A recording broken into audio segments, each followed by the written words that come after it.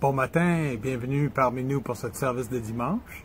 Anne-Marie va nous lire un petit passage.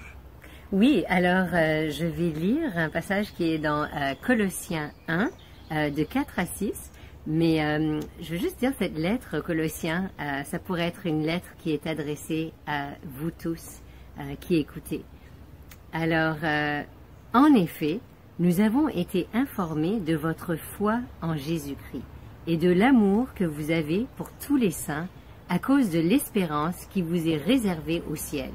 Cette espérance, vous en avez déjà entendu parler par la parole de la vérité, l'Évangile. Il est parvenu jusqu'à vous, tout comme dans le monde entier, où il porte des fruits et progresse. C'est d'ailleurs aussi le cas parmi vous, depuis le jour où vous avez entendu et connu la grâce de Dieu dans la vérité.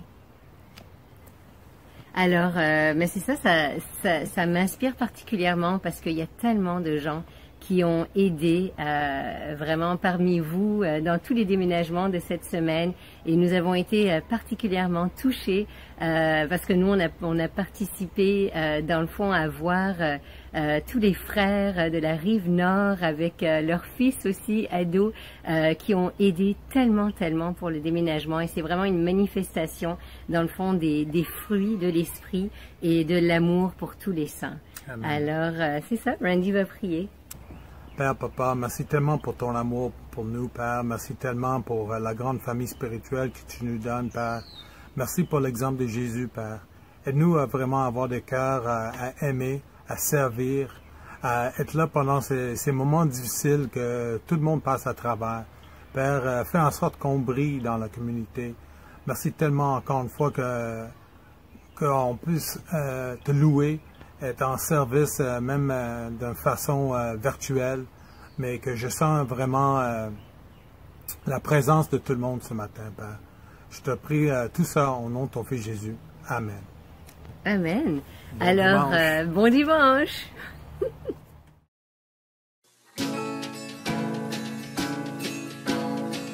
Dans les cieux devant toi,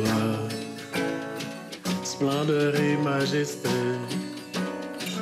par l'infiniment grand, l'infiniment petit, et par le firmament, ton manteau étoilé, et par faire soleil, je veux crier mon Dieu.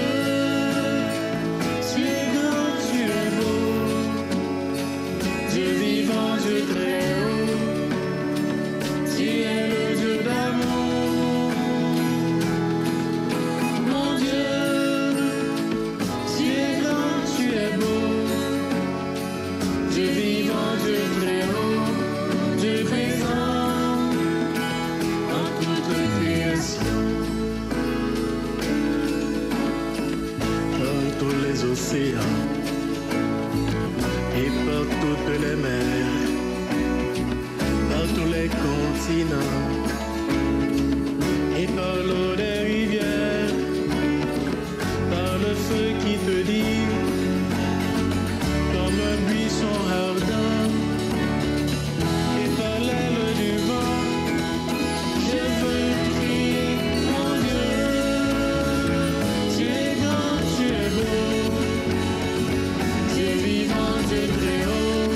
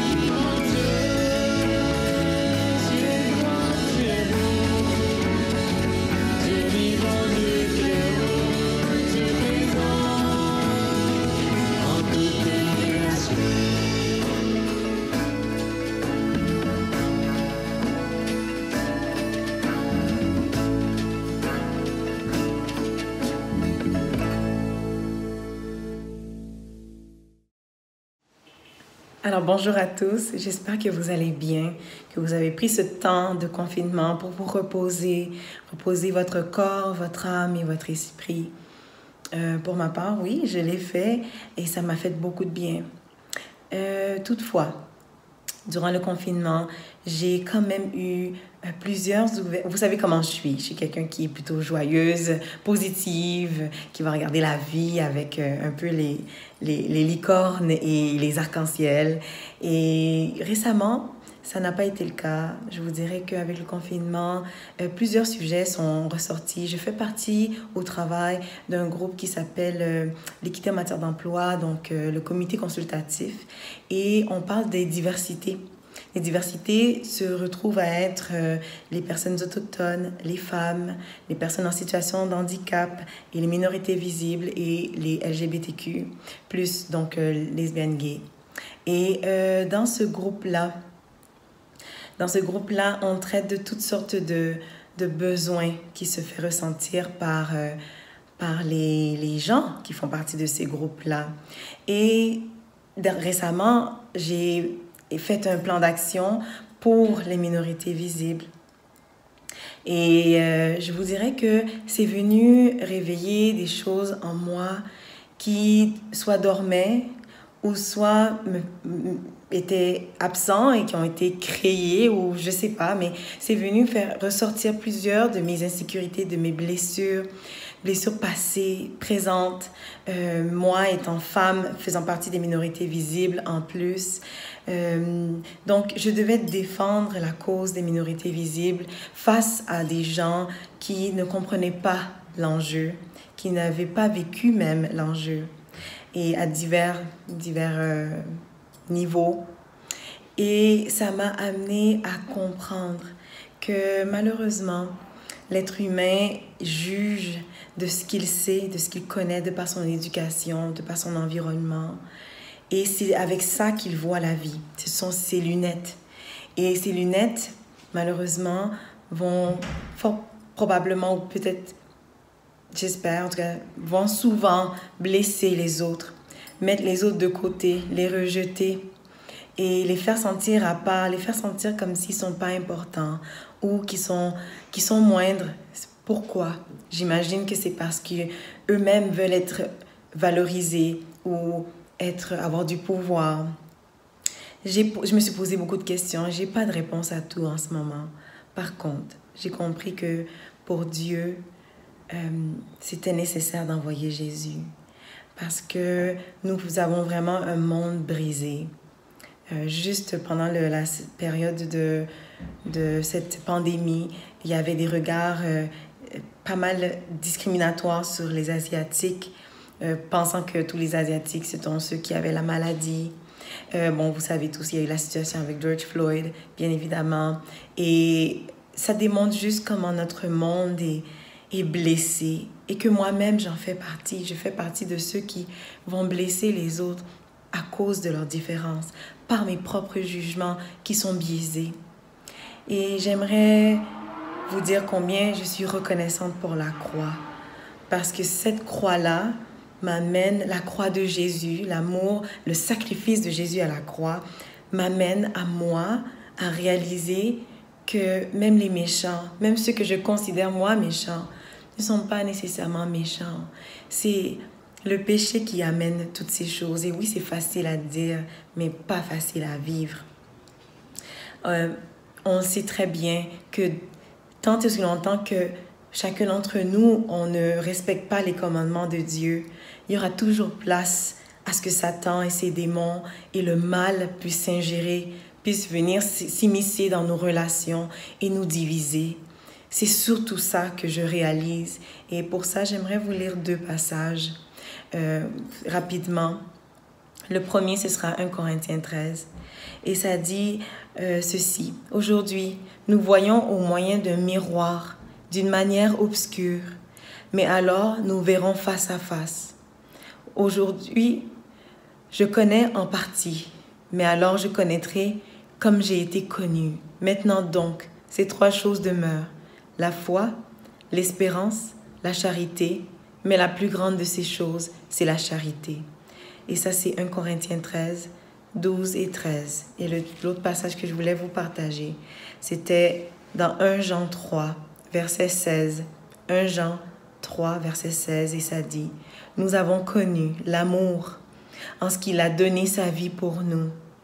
Nous aussi, nous devons donner notre vie pour les frères. » Et je veux vous encourager à, si vous ne connaissez pas Dieu et que, en tout cas, vous avez besoin de comprendre davantage quel est cet amour qui nous a offert à la croix, je vous invite à le faire. Et si vous connaissez Dieu, je vous invite à demander à Dieu de vous donner des nouvelles lunettes, une nouvelle perspective de ceux qui vous entourent. Parce que ce sont les jugements, les critiques, l'éducation, la mauvaise perception qui amènent toute cette déchéance et cette séparation, cette division. Donc, je vais prier et je vous invite après pour le chant pendant le chant, que vous puissiez prendre la communion. Je vous remercie. Je vous souhaite une très belle journée et prenez soin de vous. Père éternel, je te rends grâce pour ce matin qu'on peut prier ensemble, tous unis. Et je te prie que vraiment tu puisses nous permettre d'avoir de nouvelles lunettes, être remplis de ton amour et de pardonner, de ne pas juger, mais de te laisser être le juge de tout ce qui se passe dans ce monde. Tout ce que nous savons, c'est que nous sommes brisés et nous avons besoin de toi. Merci pour Jésus, merci pour la croix, merci pour le sang versé et pour son corps brisé. Je te remercie pour toutes ces choses et que toute la gloire te revienne parce qu'il est ressuscité aujourd'hui. Au nom de Jésus, Amen.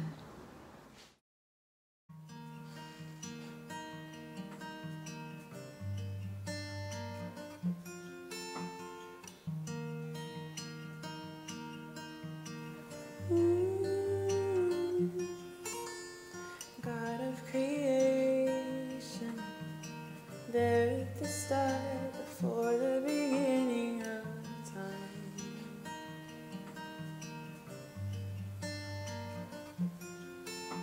With no point of reference, you spoke to the dark, fleshed out the wonders of life. And as you speak, 100 million galaxies are born, in the vapor of your breath the planets form. If the stars were made to worship so alive, I can see your heart in everything you've made. Every burning star, a signal fire of grace. If creation still obeys you so loud, God of your promise, you don't speak in vain, no syllable empty or void.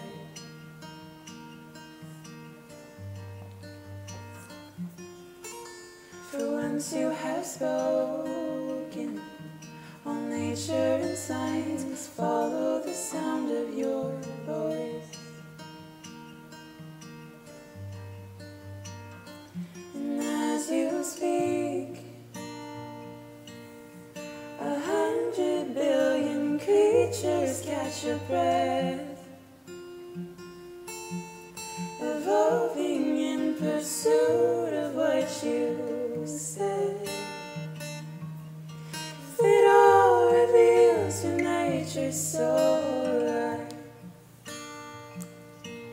I can see your heart in everything you say.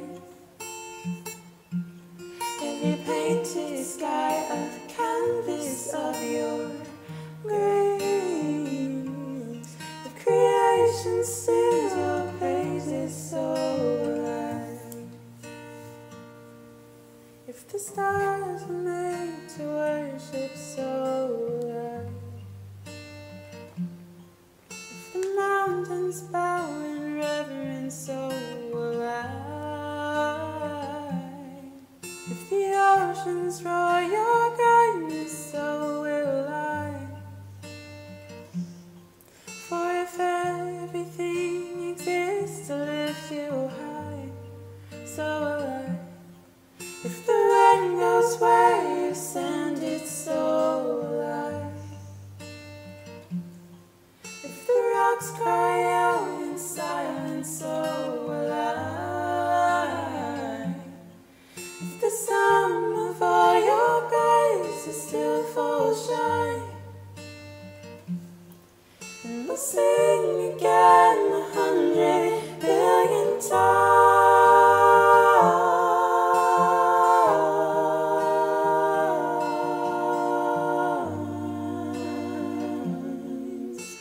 Whoa.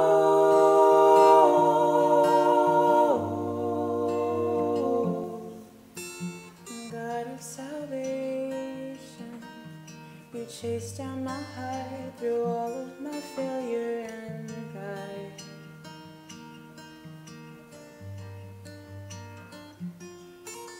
On a hill you created, light of the world, abandoned in darkness to die.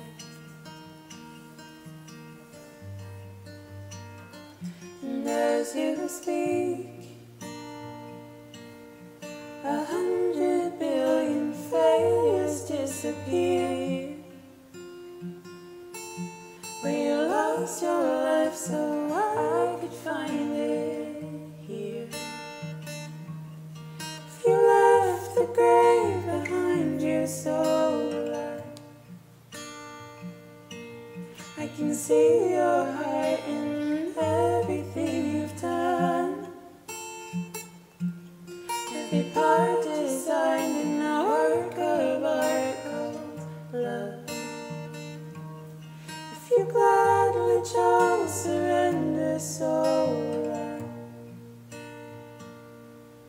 I can see your heart 8 billion different ways. Every precious one, a child you died to save. If you gave your life to love them, so will I. Like you would again 100 billion times. But what measure could amount to your desire? You're the one who never leaves the world behind. Bon matin tout le monde, bon matin Église. Alors, je m'appelle Alexandre Picard, pour ceux d'entre vous qui me connaissez moins ou qui ne me connaissaient pas. Je suis marié avec Margaret, qui est une femme vraiment extraordinaire et merveilleuse. Puis s'il y en a d'entre vous qui la connaissez, vous savez ce que je veux dire quand je dis qu'elle est extraordinaire et merveilleuse. Et on a aussi 3 enfants tout aussi merveilleux, Océane, Elias et Anya. Alors, ce matin, j'ai l'opportunité de partager avec vous le message. Merci Stanley pour cette opportunité, puis merci encore une fois Stanley pour ton support technique, parce que c'est pas ma tasse de thé, les réunions Zoom puis les ordinateurs. Mon expérience de la technologie s'arrête au Pagette. J'ai pas encore de cellulaire, peut-être un jour j'en aurai un, mais j'apprécie beaucoup ton support Stanley, sans quoi ça n'aurait pas été possible. Donc, le sujet qu'on va regarder ensemble au cours des prochaines semaines, ça va être le sujet de la foi. Quand le sujet a été présenté, moi, ce que j'avais envie de faire, c'était de partager sur comment Dieu a ramené mon cœur à la foi. Comment il l'a amené d'une expérience de dissonance, d'où le titre du message, pour l'amener dans une expérience de grande cohérence qui était jointe aussi à une expérience de paix puis de reconnaissance face à la foi. Donc, pour faire un bref récapitulatif, j'ai été baptisé à Montréal le 7 octobre 2001. Et puis, les 10 premières années dans la foi ont été passablement difficiles et lourdes. Je n'arrivais pas à m'harmoniser avec la foi, d'où l'expression de dissonance. Puis si on regarde la définition de dissonance, ça l'exprime vraiment bien, c'était quoi mon expérience initiale de foi. C'est une tension ou un choc résultant de la combinaison de 2 éléments disharmonieux ou inadaptés. Puis d'un côté, il y avait moi, de l'autre côté, il y avait la foi. Et le clash des deux était très inadapté et disharmonieux. Je n'irai pas dans les détails, mais c'était difficile. Je me sentais comme si je m'étais pris le doigt dans un engrenage. J'avais été convaincu par la foi. Puis là, j'étais pogné avec ça, puis j'arrivais pas, tu sais, à m'en défaire. Donc, ça a duré pendant 10 ans. Et au terme de 10 années, j'ai finalement décidé de prendre un recul par rapport à la foi, par rapport à l'Église. J'ai continué de venir physiquement à l'Église. Donc, s'il y en a d'entre vous qui m'avaient vu durant ces années-là, là, entre 2011 à 2018, j'étais toujours présent avec ma femme, les enfants. Mais intérieurement, j'étais plus là. Et j'étais heureux et libre de ne plus m'associer au christianisme, de ne plus m'associer à la Bible, puis de dire, non, moi, je vois et je vis les choses. Bien, je ne vis pas vie, mais je vois vraiment les choses différemment. Puis je suis bien content que ce soit de même. Et heureusement, pour ma famille et pour moi, Dieu a réussi à ramener mon cœur à la foi à la fin de l'été 2018 pour me ramener dans une expérience de cohérence, de grande cohérence, de grande paix. Puis l'objet du message, ça va être de vous expliquer comment ça s'est produit. Alors, sans plus tarder, on va sauter dans le vif du sujet. Je vais essayer d'être précis, bref, concis et de ne pas parler trop vite. Parce que je m'en souviens que le dernier message que j'avais fait à l'Église en novembre dernier, Shadi, qui faisait la traduction, m'avait fait signe de réduire le débit. Je voulais tellement rentrer dans le temps que je courais avec mes mots. Alors, je vais essayer d'être calme, de respirer entre chaque mot, d'utiliser moins de mots, mais d'aller à l'essentiel du message. Donc, Dieu a ramené mon cœur à la foi en faisant émerger deux convictions qui s'étaient ancrées en moi de façon, je dirais, inconsciente, graduelle et subtile. Ces deux convictions qui, en fait, sont comme le recto verso d'une même réalité. Ces deux convictions-là sont les suivantes. Un, l'être humain est essentiellement relationnel, c'est-à-dire que l'être humain a besoin de relations pour vivre au même titre qu'il a besoin de l'eau, de la nourriture, du sommeil, sans quoi la vie n'est pas possible. Et la deuxième conviction, comme je dis, qui est intimement liée à la première, c'est que le fondement de la vie, dans son aspect, la vie dans son aspect le plus dépouillé, le plus brut, si on pourrait enlever là, nos opinions, nos perceptions, on a l'impression d'être, mais qu'on la prenait dans son aspect le plus épuré, ce qui resterait, c'est l'amour. Donc, l'aspect fondamental de l'amour dans la vie. Et pourquoi je dis qu'ils sont les recto verso d'une même réalité, c'est que l'amour ne peut pas exister sans échange à l'autre. Si moi, je suis vraiment seul, isolé avec juste ma personne et je vis l'amour, ça s'appelle du narcissisme. C'est une pathologie en santé mentale. Ce n'est pas quelque chose de beau, ce n'est pas quelque chose de bon, c'est pas quelque chose de divin. Donc, si la vie, fondamentalement, elle est amour, ça fait complètement du sens que la vie soit aussi fondamentalement relationnelle. Là, je vais diviser en deux parties la suite du message. La première partie va être de vous exprimer comment ces convictions-là sont graduellement entrées en moi. Et la deuxième partie va être de faire le parallèle avec la Bible, parce qu'effectivement, je ne réinvente pas la roue quand je dis que le Dieu de la Bible est un Dieu qui se présente comme un Dieu d'amour et un Dieu qui est essentiellement relationnel. Mais on prendra quand même le temps de regarder au travers de certains passages la cohérence éclatante qui ressort là, dans la Bible par rapport à ces deux fondements-là. Là, on voit un bébé dans un incubateur. Donc, c'est un bébé prématuré qui a besoin d'être dans un environnement contrôlé. Le plus vieux souvenir que j'ai là, par rapport à l'être humain et son besoin de relation, qui m'a frappé et qui s'est ancré en moi, c'est quand j'étais au secondaire. Je ne me souviens plus le contexte, mais il y a un professeur qui a raconté une expérience scientifique qui avait eu cours dans le passé. Puis c'était deux bébés prématurés dans des incubateurs qui avaient le même environnement, à la seule différence qu'un des deux bébés, il y avait un gant intégré à l'incubateur, puis l'infirmière venait le toucher, le caresser régulièrement, de façon systématique, à tous les jours. Et la question qui était explorée, c'est est-ce que le toucher, l'affection humaine transmise par les caresses, par le toucher, contribue au développement de l'enfant? La réponse a été vraiment, vraiment claire que oui, effectivement, le bébé qui avait été touché s'était développé beaucoup mieux et beaucoup plus rapidement que l'autre enfant qui n'avait pas reçu de toucher. Puis j'ai retrouvé une référence un peu plus récente sur l'Internet d'une une accompagnante à la parentalité, Françoise Lefebvre. J'ai mis le lien. Si vous êtes intéressé à le voir, je pourrais toujours vous l'envoyer par Internet. Mais le texte est super intéressant. J'ai pris un passage là, qui résume bien l'essentiel de mon point. Des recherches scientifiques nous démontrent l'importance du toucher pour le développement physique, mais également pour la santé mentale d'un individu.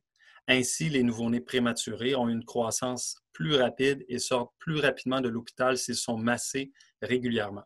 De plus, ils ont encore 8 mois plus tard des facultés physiques et intellectuelles supérieures à celles des bébés qui n'ont pas été massés. Enfin, plusieurs observations nous ont démontré que les orphelins recevant des soins appropriés quant à l'alimentation et à l'hygiène déclinaient et mouraient s'ils n'étaient pas touchés. Tout ça parce qu'il leur manquait l'essentiel qui est l'affectivité et le toucher qui s'y rattache. Un deuxième article qui a retenu mon attention quand je faisais ma recherche Internet pour trouver des références sur le sujet un peu plus récent. Il y a la revue Forbes, qui est une revue d'hommes d'affaires américains. Ce n'est pas du tout une revue d'emblée scientifique, mais il y avait un article très intéressant qui revisitait la pyramide de Maslow. Maslow, qui est un psychologue, je n'ai pas les dates exactes, Anne-Marie pourrait me corriger, mais ça fait à peu près 75-80 ans. Puis, il y avait 6 sphères de la vie que l'être humain avait besoin pour survivre, pour se développer et pour s'épanouir. Puis, il y avait une gradation d'importance. Et la revue Forbes a revisité cette pyramide-là à la lumière des données scientifiques au niveau neurologique, sociologique et psychologique. Et j'ai mis les 5 premières catégories qu'ils nomment. Il y a la nourriture, l'eau, un abri, donc avoir un toit sur sa tête, le sommeil, et en 5e position, les autres. Et la définition qu'ils donnent au niveau des autres, c'était la suivante. Les adultes ont besoin de connexion physique et émotionnelle avec les autres êtres humains pour que leur cerveau relâche certaines hormones comme l'oxytocine. Le toucher humain est si important que quand on est jeune, notre cerveau ne se développe pas correctement sans toucher. Des contacts réguliers avec les autres nous permettent de maintenir un sens de bien-être et de prendre soin de soi. Donc, c'est la réaffirmation à la lumière des données scientifiques que l'être humain a besoin de relations pour survivre, évoluer et s'épanouir. Maintenant, je vais vous partager 3 extraits vidéo. C'est des scènes de films. Ceux qui me connaissent, ils savent que je suis un grand amateur de films. Puis, j'adore les films parce que c'est divertissant, d'un. Mais de deux, j'adore ça aussi parce que je trouve que c'est un reflet de l'être humain. Puis, veut pas, la créativité, moi, c'est les films. Bon, ça peut être la peinture, ça peut être l'écriture. Mais la créativité reflète aussi ce qu'il y a dans l'imaginaire humain, l'imaginaire collectif. Puis, c'est une belle façon, je trouve, de découvrir plus sur l'être humain. Alors, le premier film qui m'avait marqué par rapport à cet aspect relationnel-là dans la vie humaine, c'est le film Castaway avec Tom Hanks. Je vous mets rapidement en contexte si vous ne l'avez pas vu. Tom Hanks travaille pour Purolator. Il prend l'avion, il est livré des colis. L'avion s'écrase. Il se retrouve seul survivant sur une île perdue. Et pendant des années, il doit apprendre à survivre. Donc, il se trouve une façon de boire, il trouve une façon de se nourrir. Il se trouve une habitation où vivre, là, une petite grotte. Il dort, bien sûr. Mais il manque le 5e aspect qui est celui des relations. Et dans le film, il va retrouver sur la plage un ballon qui faisait partie des colis Purolator à livrer, un ballon de volleyball, le Wilson. Puis, c'est un ballon que plus tôt dans le film, il va lancer alors qu'il s'est coupé la main et qu'il est enragé. Il lance plein d'objets. Puis quand il va retrouver le ballon un petit peu plus tard, il a sa main ensanglantée dessus qui donne l'impression un peu d'un visage. Alors, Tom Hanks, le personnage, va prendre le ballon, le personnifier un visage et ça va devenir vraiment un personnage principal du film qui va s'appeler Wilson. Puis il va avoir une relation très, très, très serrée, intime qui va se lier entre le personnage interprété par Tom Hanks et Wilson.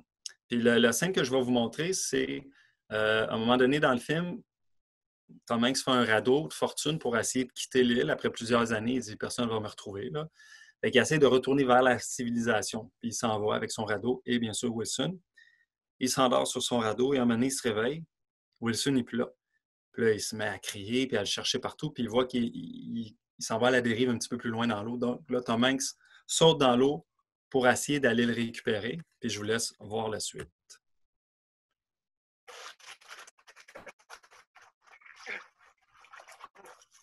Wilson!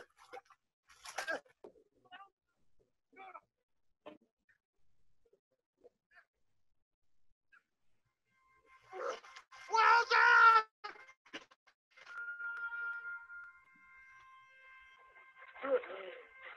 Wilson! Wilson!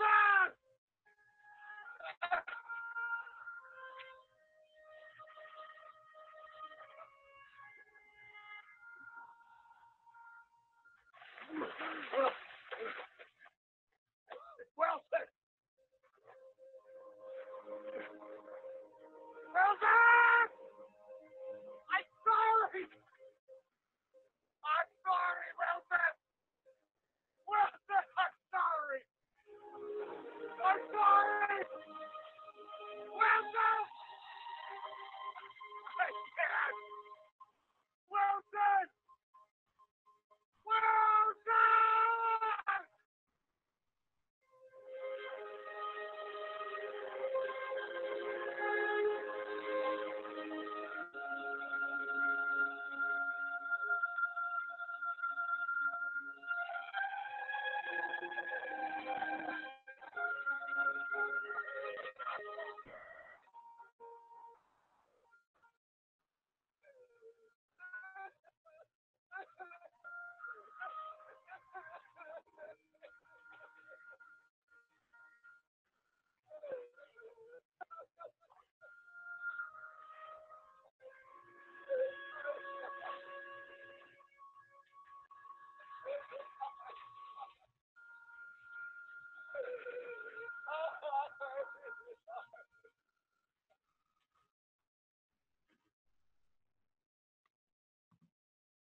Qui aurait cru qu'une scène aurait pu être aussi touchante entre un être humain et un ballon de volleyball? Mais ça reflète vraiment bien à quel point le ballon de volleyball, à cause du rôle qu'il jouait dans la vie du personnage, était devenu une partie de lui-même. Parce qu'il avait besoin de ça pour survivre. Il a besoin de cette relation-là. Et quand le ballon s'en va au loin, ben, c'est comme une partie de lui de qui il se trouve à être déchiré parce qu'il se retrouve à être confronté avec une solitude et perdre l'aspect relationnel. Une deuxième scène dans le film I Am Legend, encore une fois, rapide mise en situation. Le film commence avec la ville de Manhattan qui se transforme tranquillement en boisée. Ce qu'on voit, c'est que Will Smith semble être seul dans la ville avec quelques animaux sauvages qui se promènent dans la ville. Il est avec son chien. Et ce qu'on comprend, c'est qu'il y a eu une pandémie. C'est un film très actuel. Sauf que là, quand les gens étaient infectés, au lieu de tousser, ils se transformaient en zombies. Et comme les zombies sont aussi allergiques à la lumière, mais de jour, Will Smith a le champ libre pour essayer de trouver l'autre être humain puis chercher des façons de survivre. Et de nuit, ben, il se réfugie dans son bunker puis il se cache en attendant que la nuit passe. Je vais vous montrer une scène qui démontre un aspect de son quotidien. Comment que Wilson, qu'est-ce qu'il met en scène pour lui permettre de survivre moralement, mentalement et psychologiquement. Oh, désolé. Petite erreur. Et voilà.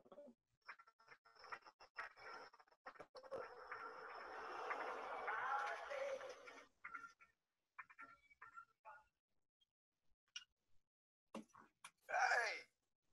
Morning, Marge. Morning, Fred. You guys got here so early. Nice sweatshirt there, Fred.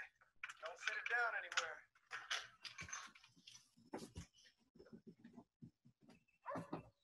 See you guys inside.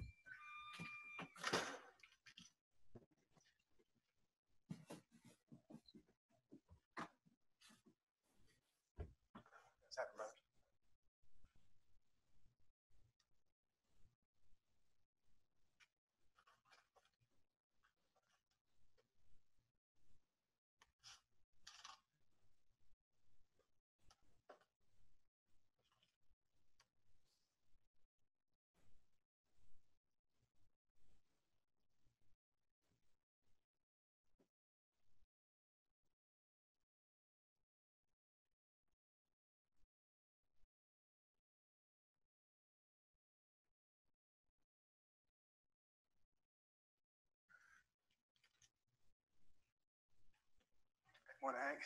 Midway through the G's.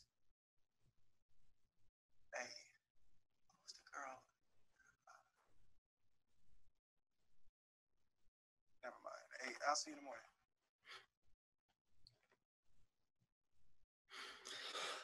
Alors, encore une fois, c'est intéressant de voir que Will Smith a tellement besoin de ces relations-là, cette connexion-là humaine, qui met en scène une dynamique relationnelle fictive avec des mannequins. Puis il personnifie même chacun des mannequins avec des noms parce qu'il a besoin absolument d'être en relation.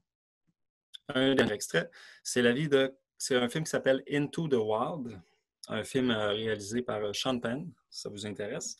C'est la vie de Christopher McCandless, qui est un jeune homme, un Américain dans des années, je pense des années 80, je ne me trompe pas.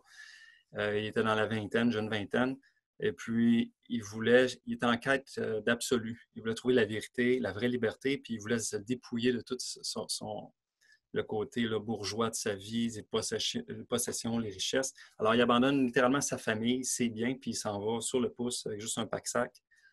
Puis son objectif, c'est de se rendre en Alaska pour vivre en harmonie avec la nature en Alaska.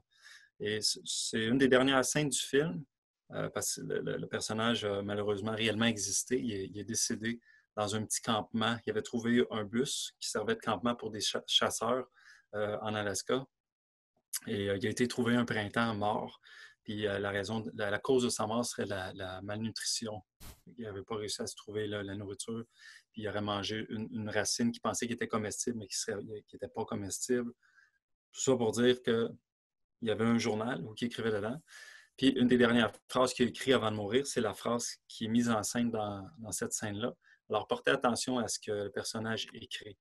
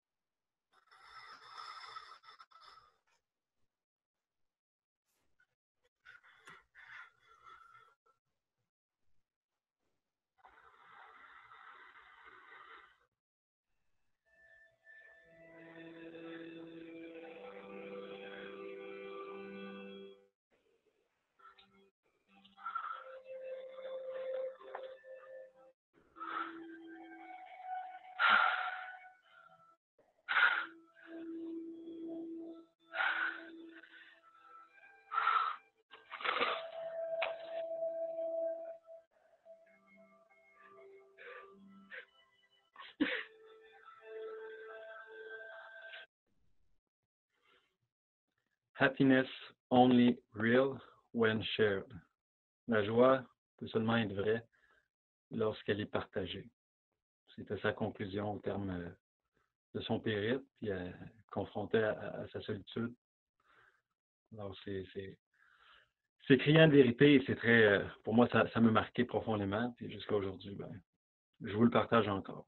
Donc, c'est un peu les différents exemples au travers desquels ça s'est ancré en moi, cette conviction-là, que l'être humain est fondamentalement relationnel. Maintenant, on va faire un parallèle avec la Bible. Ce qui est intéressant, c'est que dans la Bible, pour les premières pages, dès la première page de la Bible, dans le deuxième récit de la création, qui débute là, un petit peu après le chapitre 2, déjà, la Bible va nommer qu'il n'est pas bon pour l'homme d'être seul.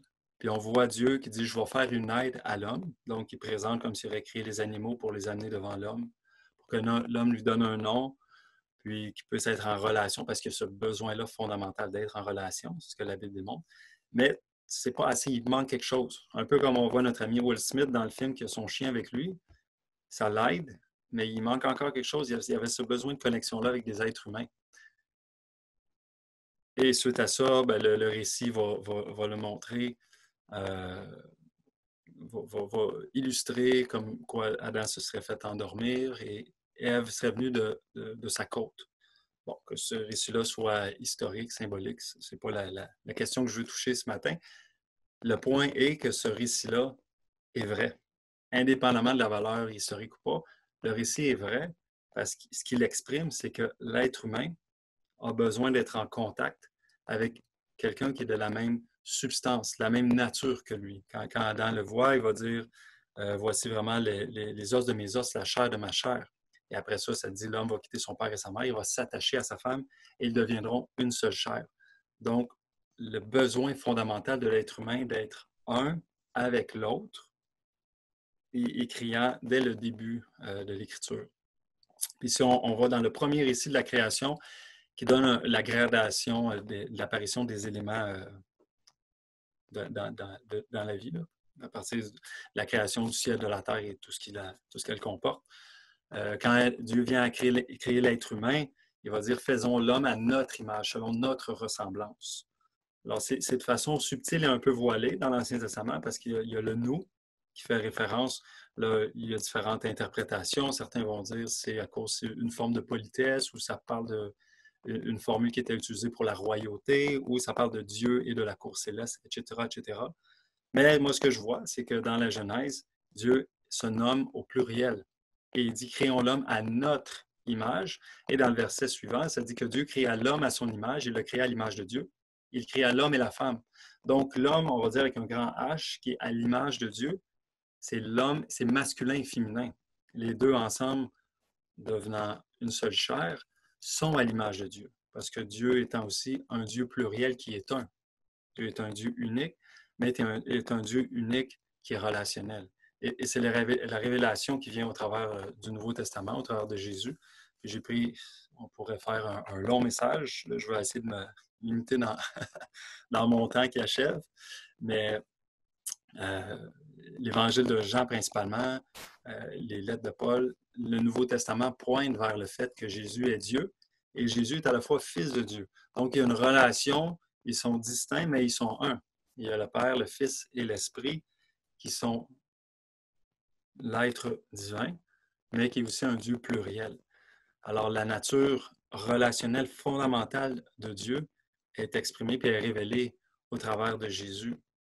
Et puis, je remets encore une fois cette prière de l'Évangile de Jean, qui est la prière que Jésus fait avant d'aller à la croix, qui renvoie tellement à cette réalité-là, de l'unité de Dieu, de Jésus avec son Père, du Père, du Fils, de l'Esprit, mais aussi que Dieu a fait la vie pour être une extension de cette unité-là. Je répète un peu ce que j'avais amené dans mon dernier message en novembre, mais pour moi, c'est clé, c'est fondamental dans la foi chrétienne, dans le message de l'Évangile. C'est qu'on est une création dont le but est d'être en parfaite union. On a été voulu, on a été créé et pensé pour participer à la nature de Dieu, pour participer à sa présence et à son amour. Donc, on va le lire ensemble. Ce n'est pas pour eux seulement que je prie, mais encore pour ceux qui croiront en moi par leur parole, afin que tous soient un, comme toi, Père, tu es en moi, et comme je suis en toi, afin qu'eux aussi soient un en nous, pour que le monde croie que tu m'as envoyé. J'aurais donné la gloire que tu m'as donnée, afin qu'ils soient un comme nous sommes un.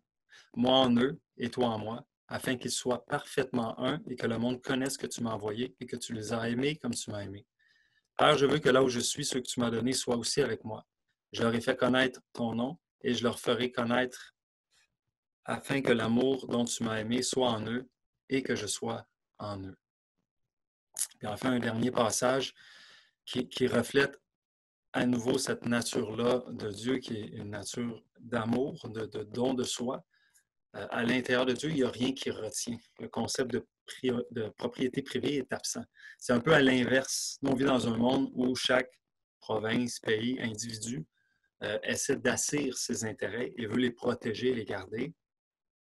Malheureusement, souvent, c'est aux dépens des autres. Ça peut aussi être sans être aux dépens des autres, mais veut pas, on essaie de protéger, d'assurer ses propres intérêts. C'est une nature humaine.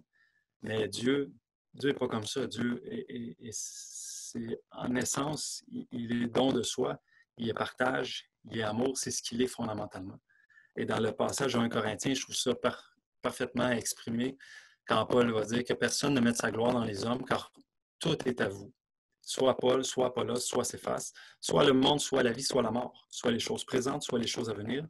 Tout est à vous, vous êtes à Christ, et Christ est à Dieu.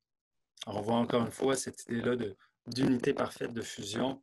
Et c'est intéressant parce que Paul ne parle pas simplement des choses matérielles. Il ne dit pas le bœuf, la maison, le champ de ton voisin, c'est à vous. Non. Il touche l'espace-temps, tout ce qui peut toucher à la réalité, parce que ça provient de Dieu, donc c'est pénétré par Dieu, ça vous appartient, parce que Dieu nous a créés pour tout partager avec nous et qu'on soit un avec lui. Alors, en conclusion, j'ai mis le passage dans l'Évangile de Jean, encore une fois, où que Jésus compare l'action de l'Esprit Saint qui amène une personne à être transformée par la foi à l'action du vent. Il dit, tu entends la voix du vent, tu entends le son, mais tu ne sais pas d'où qu'elle vient, tu ne sais pas d'où le vent vient, tu ne sais pas où il va. Et ainsi en est-il de quelqu'un qui est né de l'Esprit. C'est-à-dire qu'il y a un aspect qui est insaisissable par la rationalité humaine et par le contrôle humain. C'est quelque chose qui appartient à Dieu, qui fait en sorte qu'un cœur va être tourné, transformé, et qui va avoir une nouvelle perspective, qui va l'amener à la foi. Puis c'est un peu ce qui s'est passé avec moi, parce que cette réflexion-là, je pense que je me l'aurais présentée à moi-même il y a 3 ans, 4 ans, et je suis à peu près sûr que je ne serais pas revenu à la foi pour autant. Ça n'aurait pas eu l'impact que ça a eu, parce qu'il a fallu que Dieu, au travers de son esprit, réenligne mes perspectives à partir de l'intérieur. Par contre, et c'est d'où la pertinence du deuxième passage, où que Paul exprime qu'il est persuadé que grâce aux prières des saints et à l'Esprit de Jésus, ça va tourner à son salut. Je suis persuadé aussi que si l'Esprit de Dieu a réussi à ramener mon cœur dans la foi, c'est grâce à l'amour, l'affection, les prières, la présence des gens dans l'Église et à l'extérieur de l'Église qui m'ont gardé dans leur cœur. Puis au travers de cet amour-là, bien, ça a permis mon retour à la foi et l'action de Dieu dans ma vie. Alors à nouveau, bien, merci beaucoup, l'Église, pour qui vous êtes, puis pour avoir été présent dans ma vie dans les années passées. Parce que c'est ce qui a pu contribuer là, au fait qu'aujourd'hui, je peux être en paix, en harmonie avec ma foi, et je peux vous partager ce matin le message. Alors, sincèrement, merci en mon nom et au nom de ma famille. Et merci aussi pour votre écoute ce matin. Donc, bon dimanche à tous.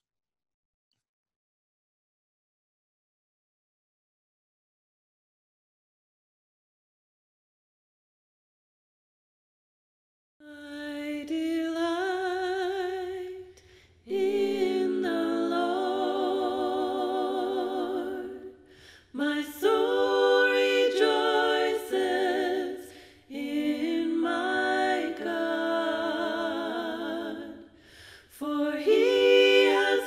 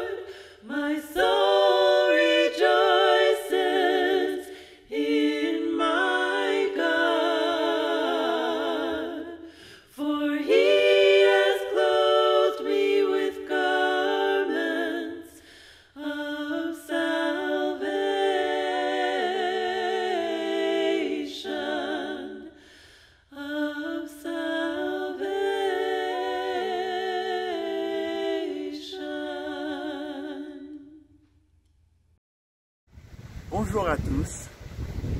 Nous sommes au pied de l'église Saint-Placide à Charlevoix, où Dominique et moi prenons quelques jours de vacances. Et nous voulons vous remercier d'avoir participé à notre service ce matin. Une annonce très importante à faire, c'est que demain, nous commençons notre jeûne de 10 jours en vue de développer une plus grande foi en Dieu. Donc, demain, lundi 6 juillet, jusqu'au mercredi 15 juillet, on vous invite à vous priver d'une chose de votre choix et de prier au moins 1 heure par jour pour que Dieu puisse développer notre foi pour accomplir de grandes choses. Il est tellement beau à Charlevoix.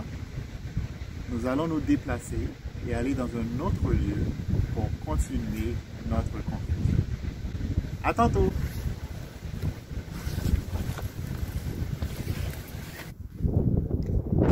C'est comme vous pouvez le voir en arrière-plan, les belles montagnes. Donc on est en train de jouir de ce beau paysage, de la création de notre Dieu.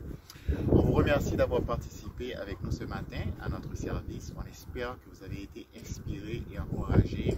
Et si vous nous visitiez pour la première fois, encore une fois, nous sommes une église, une communauté spirituelle et nous offrons des accompagnements pour ceux et celles qui veulent entreprendre une démarche spirituelle, soit à travers des études publiques, soit à travers des séances de conseils. Donc, n'hésitez pas. Si vous êtes intéressé à entreprendre une démarche spirituelle, veuillez nous contacter. Allez nous voir en ligne, ecmontréal.com. J'ai beaucoup aimé le partage d'Edna. Il est vrai que c'est tellement humain, c'est tellement facile de juger les gens selon les apparences. Et merci Edna de nous rappeler que l'amour de Jésus est un amour inconditionnel et qu'il faut éviter de juger les autres. Et qu'il faut aimer tous, même ceux qui sont différents de nous. J'apprécie aussi ton partage, Alex. Merci de nous rappeler que Dieu est essentiellement relationnel. Souvent, le débat se passe dans la dimension abstraite et théologique, alors ce que l'humain est a essentiellement besoin d'être en relation. Et donc, je vous invite à explorer cette thématique et à découvrir votre besoin d'être en relation avec Dieu et en relation les uns avec les autres. Donc, nous avons quelques annonces pour conclure notre service. J'aimerais commencer par en remerciant tous ceux et celles qui ont participé au déménagement. Les gens qui étaient récipiendaires de votre aide ont été très reconnaissants. Donc, un gros merci de démontrer l'amour chrétien en sacrifiant votre journée, votre énergie pour aider nos frères et sœurs à déménager. Ensuite, la mi-semaine pour tous sera ce mercredi 8 juillet et nous allons avoir un forum, une discussion sur le message que nos 4 frères ont partagé dimanche dernier sur la question identitaire. Donc le lien sera dans le courriel de Manuel qu'il envoie demain. On vous invite à vous joindre à nous. Sur ce, je passe la parole à ma charmante femme, Dominique. Bonjour à tous. J'espère que vous avez apprécié notre temps ce matin ensemble. J'aimerais annoncer que dimanche prochain, après le service, à 12h15, notre chère sœur Sergeline va nous diriger dans une discussion sur l'idolâtrie. J'encourage toutes les femmes à se joindre à nous. Okay, merci Dominique. Ensuite, alors il y a une annonce très importante à faire, c'est concernant le forum, la plateforme Forum Live, ECM. Donc c'est une plateforme de communication que notre cher frère Patrick a mis sur pied. Donc c'est une plateforme où on peut, en tant que communauté, partager, échanger. Donc on vous encourage à aller tous vous inscrire, particulièrement parce que nous avons discuté avec les diacres de l'Église un plan de déconfinement que j'aimerais vous dévoiler. On a décidé d'aller avec les besoins de chacun.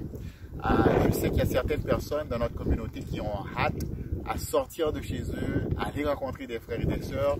Par contre, il y en a d'autres qui ne sont pas encore prêts, qui veulent rester chez eux pour se protéger. Donc, on veut avoir un plan de déconfinement, un système qui va convenir aux besoins de chacun. Donc, le plan est selon ce qui suit. On commencera à partir du 12 juillet un service à Meilleure avec une dizaine de personnes. Ce service sera diffusé simultanément en ligne, soit par notre chaîne YouTube, soit à travers un appel Zoom. Simultanément, il y aura un groupe qui se rencontrera à Verdun, dans le parc, donc à l'extérieur. Donc nous allons essayer cette formule pendant les prochaines semaines pour voir qu'est-ce que ça donne. Cependant, on vous demande de vous inscrire sur le forum et de nous communiquer votre choix. On veut s'assurer qu'il n'y aura pas plus de 10 personnes à Meilleure la première semaine. Et si on augmente jusqu'à 40 personnes, on veut s'assurer que ce nombre-là n'est pas dépassé. Donc c'est important d'aller sur la plateforme demain matin et de vous inscrire à l'option de votre choix. Ceci dit, nous allons prendre toutes les précautions requises par le gouvernement, c'est-à-dire que nous allons nettoyer, faire un nettoyage important. Nous allons recommander le port du masque, du cache-nez. Nous allons aussi mettre les chaises, placer les chaises pour garder la distance du 2 mètres. Donc, on vous assure que nous allons agir de façon responsable tout en vous procurant l'opportunité pour ceux et celles qui le désirent de vous rencontrer et d'avoir un temps ensemble. Donc, c'est ça. Autre annonce pour conclure, notre collecte spéciale qui a été lancée le 14 juin continue. On vous encourage d'aller en ligne, ecmontréal.org, de donner généreusement pour continuer à aider à soutenir le travail en Haïti, à Cuba et à Montréal avec notre ministère du campus. Notre service dimanche, 10h30 en ligne. Et comme je viens de l'annoncer, le dimanche 12 juillet, nous passons à la nouvelle formule. Donc, merci à tous. Encore une fois, bonne fin d'après-midi et que Dieu vous garde.